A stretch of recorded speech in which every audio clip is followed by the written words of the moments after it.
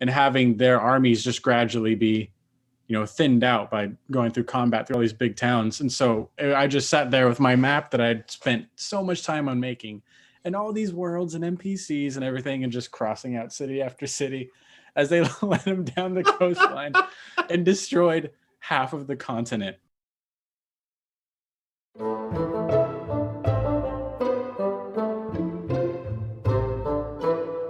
I remember one of my very first key mistakes as a DM was world building so much for my friends' very first games. It was their first time playing. It was my first time DMing for them. Over the series of the campaign, they more or less ran into this kind of lich type undead overlord with these legions of zombies and skeletons, and death knights were his generals, and he had like these three main figures, or kind of like I based them more or less off of ring wraiths, where they're kind of like bound to him, and he granted them certain abilities and powers. When they ran into this conflict, I mean, it was way bigger than them.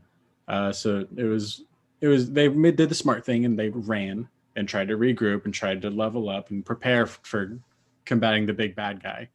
But their plan was just actually leading them through the towns and cities and everything along the coastline, and having their armies just gradually be, thinned out by going through combat through all these big towns. And so I just sat there with my map that I'd spent so much time on making, and all these worlds and NPCs and everything, and just crossing out city after city as they led them down the coastline and destroyed half of the continent.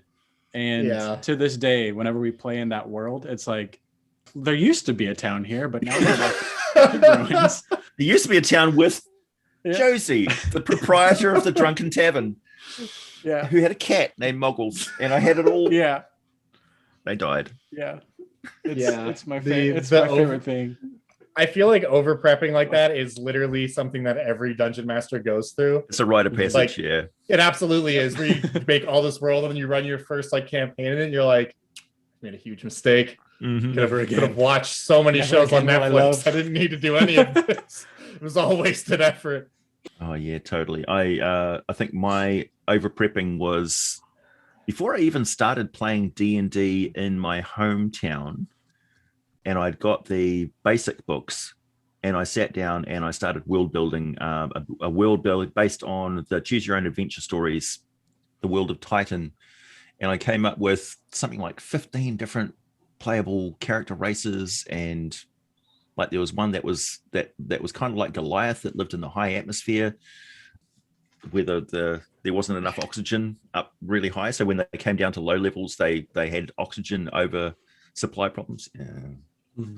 Never actually ended up playing that campaign world, but boy was it fun to make. Behind every home-built, homebrewed world that players will play in, there are 1,000 more that DMs have just been messing with and stealing bones from to Frankenstein the current one, or here is my great novel novel out the window altogether. Currently in work.